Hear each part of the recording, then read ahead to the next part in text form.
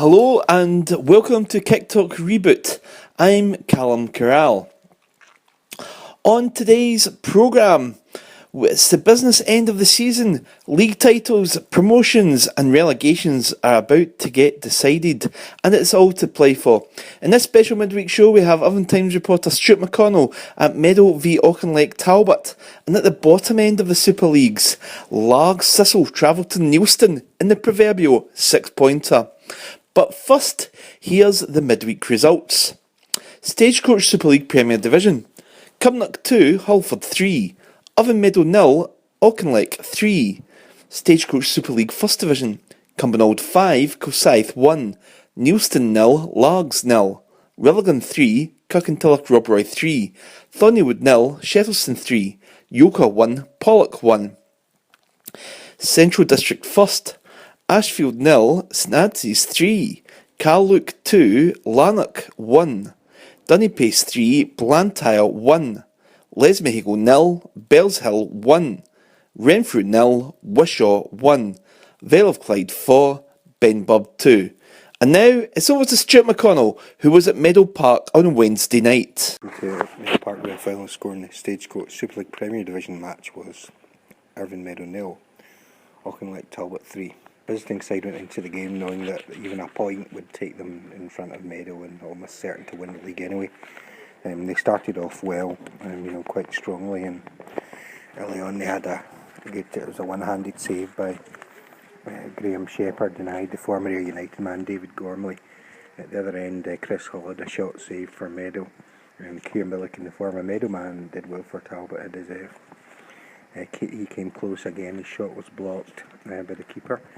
And Gary McCann of Meadow then dodged past a couple of opponents and shot over the bar in 16 minutes. Grant Evans made a good tackle to foil Kieran Milliken inside the box in 21 minutes. As Talbot battled for the opener, Gormley had a shot saved by the keeper just right on half time. And into the second half, and Talbot looked to have the bit between their teeth, looked to sort of more or less seal the league.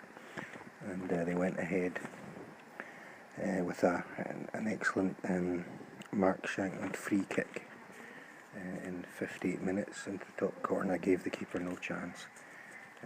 After this, Gormley had a shot, sort of came close with an effort, and then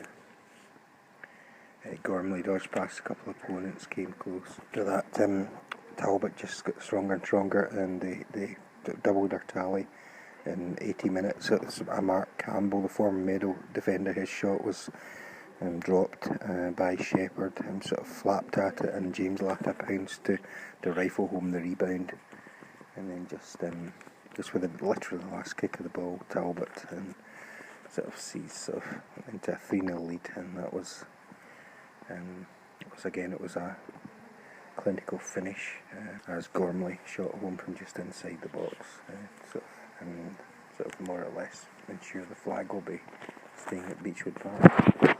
Meadow, battled hard. It didn't seem like 3-0, but Talbot are ruthless, clinical when it comes to these games, and worthy champions I'm sure they will be, with a Scottish final also to look forward to.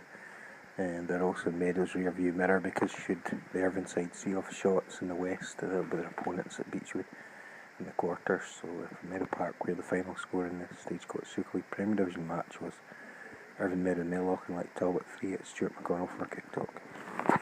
And thanks very much to Stuart for that. I was at Brig of Lee Stadium for the relegation encounter between Thistle and Neilston, but the game finished without any goals. It was a tense opening with a few chances for either side. Largs, sitting second bottom, were hoping to overhaul their Renfrewshire opponents, who were 1 point ahead. However, both had to settle for a share of the spoils. There were early shouts for a penalty kick for Largs as skipper Kevin Strillers tumbled in the box. He claimed he was fouled. James Marks then had a good run and turn on the edge of the box, and his rapid shot was palmed away by Neilston keeper Digney at full stretch, and the ball was cleared as Largs players raced in as a foul was given.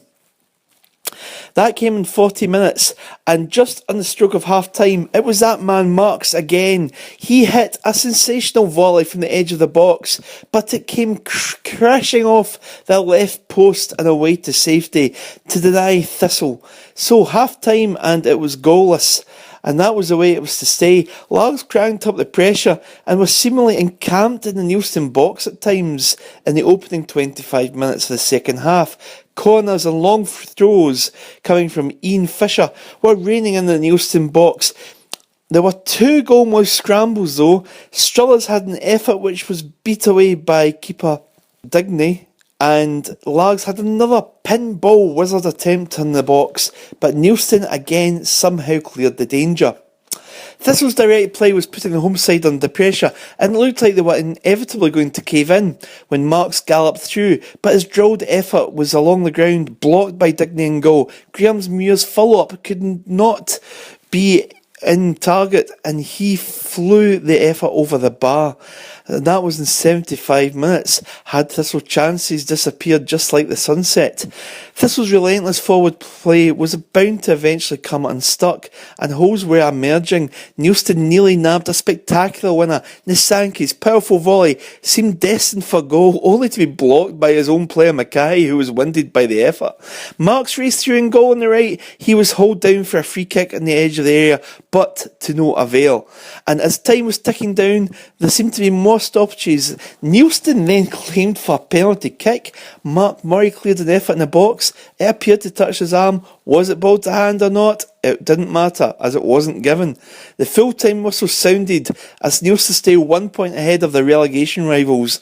But with 4 teams going down, a point really didn't do any good for either team.